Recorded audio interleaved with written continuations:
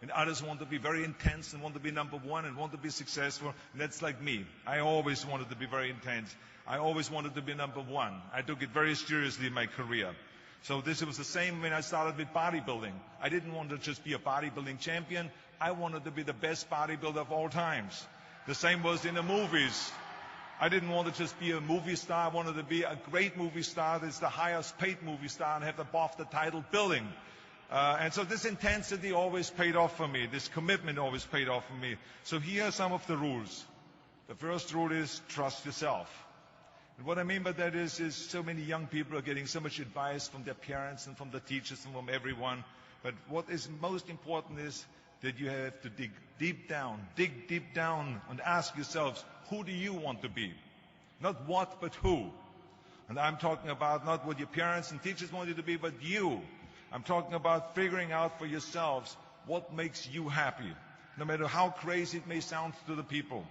I was lucky growing up because I did not have the television, or I didn't have telephones, I didn't have the TV, the computers and the iPods. And of course, Twitter was then something that birds did outside the window. But I didn't have all the distractions and all this. I spent a lot of time by myself so I could figure out and listen to what is inside my heart and inside my head. And I recognized very quickly that inside my head and heart were a burning desire to leave my small village in Austria. Not that there was something wrong with Austria, it's a beautiful country, but I wanted to leave that little place and I wanted to be part of something big. The United States of America, a powerful nation, the place where dreams can come true. I knew when I come over here I can realize my dreams. And I decided that the best way for me to come to America was to become a bodybuilding champion, because I knew that was my ticket. The instant that I saw a magazine cover of my idol, Reg Park. He was Mr. Universe, he was starring in Hercules movies, he looked strong and powerful, he was so confident. So when I found out he got that way, I became obsessed, and I went home and I said to my family, I want to be a bodybuilding champion. Now you can imagine how that went over in my home in Austria. My parents, they couldn't believe it. They would have been just happy if I would have become a police officer like my father, or married someone like Heidi, who had a bunch of kids and ran around like the Van Trapp family in Sound of Music. That's what my family had in mind for me, but something else burned inside me. Something burned inside me. I wanted to be different.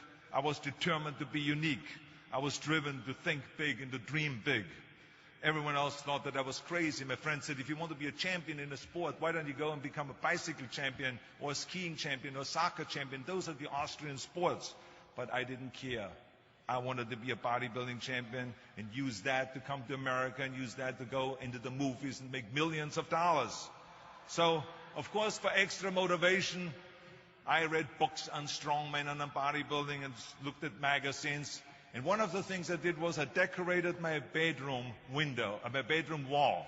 Right next to my bed, there was this big wall that I decorated all with pictures. I hung up pictures of strongmen and bodybuilders and wrestlers and boxers and so on. And I was so excited about this great decoration that I took my mother to the bedroom and I showed her.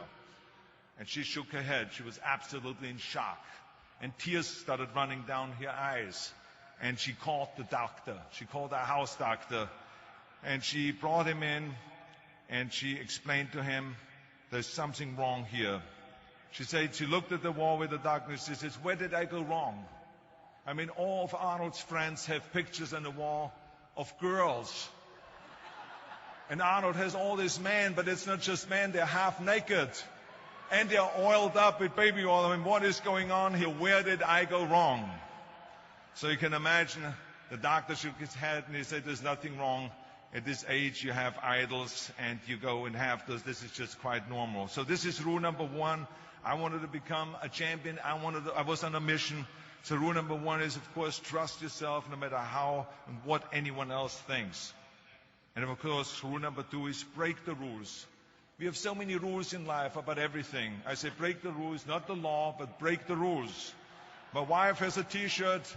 My wife has a T-shirt that says, well-behaved women rarely make history.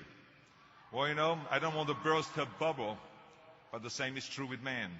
It is impossible to be a maverick or a true original if you're too well-behaved and don't want to break the rules. You have to think outside the box. That's what I believe. After all, what is the point of being on this earth if all you want to do is be liked by everyone and avoid trouble? The only way that I ever got any place was by breaking some of the rules. After all, I remember that after I was finished with my bodybuilding career, I wanted to get into acting, and I wanted to be a star in films. You can imagine what the agent said when I went to meet all those agents. Everyone had the same line that it can't be done. The rules are different here. Just look at your body. You have this huge, monstrous body, overly developed, that doesn't fit into the movies. You don't understand. This was 20 years ago, the Hercules movies. Now there's the little guys that are in. Dustin Hoffman, Woody Allen, Jack Nicholson, before he gained weight, of course, that is. But anyway, those are the guys that were in. And the agent also complained about my accent. He says, no one ever became a star with an accent like that, especially not with a German accent. And yes, I can imagine with your name, Arnold Schwarzenegger, or whatever the name is, on a billboard. Yeah, that's going to draw a lot of tickets and sell a lot of tickets. Yeah, right. So this is the kind of negative attitude they had, but I didn't listen to those rules. Even though they were very nice, and they said, look, we can get you some bit parts. We can get you to be, playing a wrestler or a bouncer. Oh, maybe with your German accent, we can get you to be a Nazi officer in Hogan's Heroes or something like that. But, I didn't listen to all this. These were their rules, not my rules. I was convinced I could do it, that if I worked as hard as I did in bodybuilding, 5 hours a day, and I started getting to work, I started taking acting classes, took English classes, took speech classes, dialogue classes, accent removal classes I even took. I remember running around, a fine wine grows on a vine. You see, because Germans had difficulties with the F and the W and the V. So fine wine grows on a vine. I know what some of you now say is, I hope that Arnold got his money back. But let me tell you something. I had a good time doing those things, and it really helped me. And finally, I broke through. And I started getting the first parts in TV, Streets of San Francisco. Lucille Ball hired me. I made Pumping Iron, Stay Hungry. And then I got the big break in Conan the Barbarian.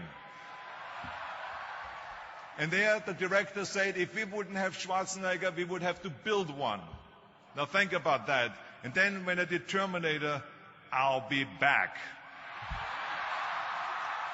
Became one of the most famous lines in a movie history, all because of my crazy accent. Now think about it. The things that the agent said will be totally a detriment and will be impossible for me to get a job. All of a sudden became an asset for me. All of those things, my accent, my body, and everything. So it just shows you never listen that you can't do something. And you have to work your way up. Of course, run for something else first. I mean, it was the same when I ran for governor. The same lines that you have to work your way up, it can't be done.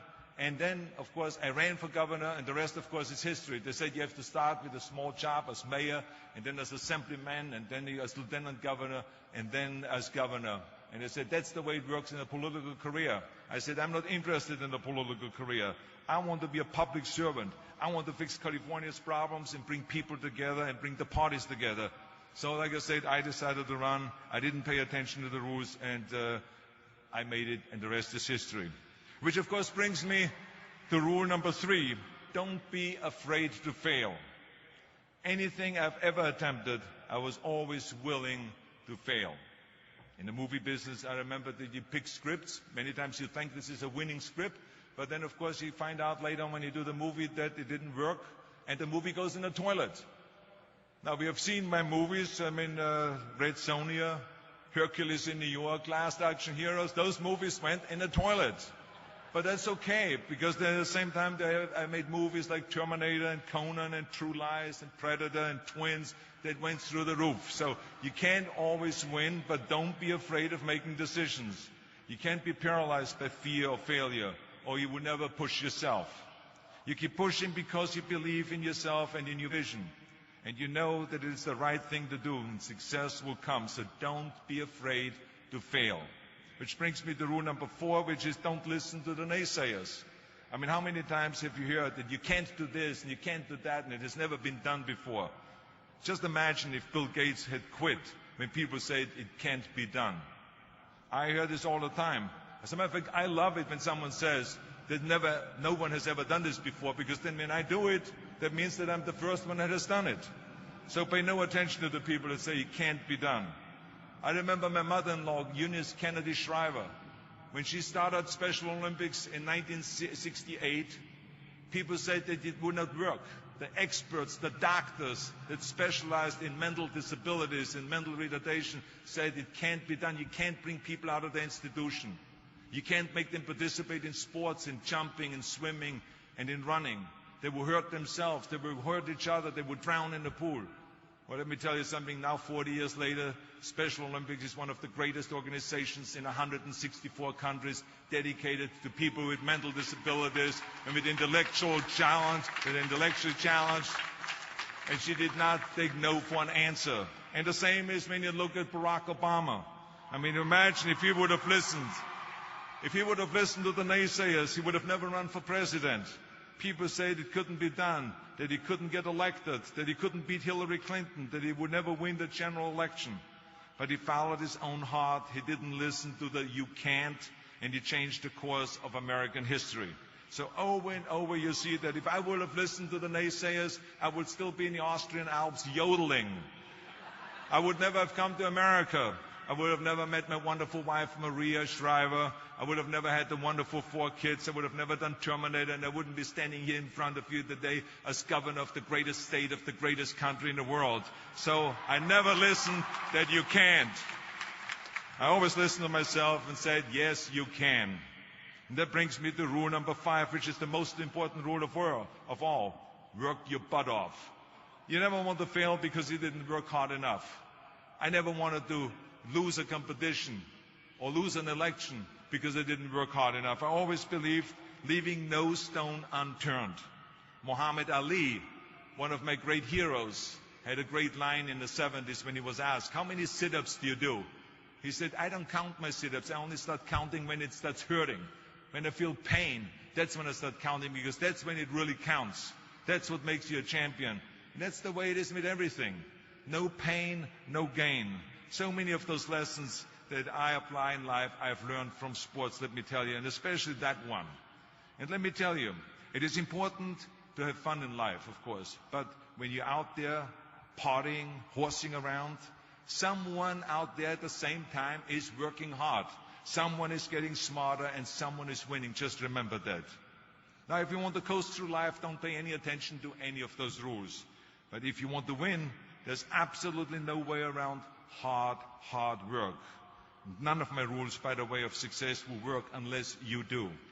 I've always figured out that there's 24 hours a day. You sleep 6 hours, and you have 18 hours left.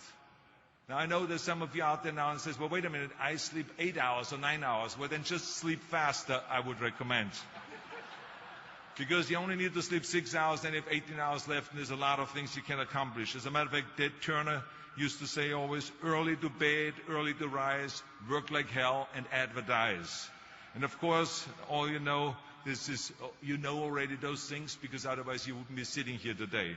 Just remember, you can't climb the ladder of success with your hands in a pocket. And that takes me to rule number 6, which is a very important rule. It's about giving back. Whatever path that you take in your lives, you must always find time to give something back. Something back to your community, give something back to your state or to your country. And my father-in-law, Sergeant Shriver, who is a great American, truly great American, who started the Peace Corps, the Job Corps, legal aid to the poor. He said at Yale University to the students at the commencement speech, tear down that mirror.